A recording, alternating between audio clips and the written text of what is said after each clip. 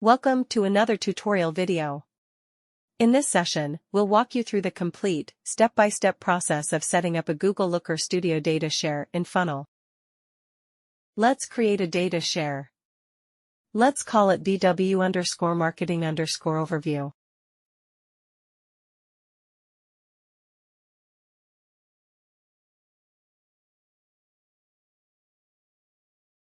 Filter the data. Now let's configure the paid marketing data sources, so the data source type exactly matches Google Ads or exactly matches Microsoft Advertising or exactly matches Facebook Ads. Then let's choose the fields we want to bring into the Looker Studio. By default, there are few fields listed. Let's remove the unwanted ones.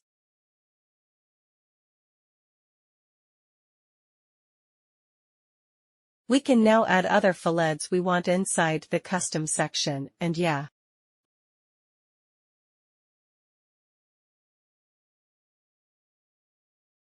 use these fields.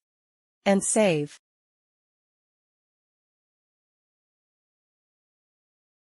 Thank you for watching.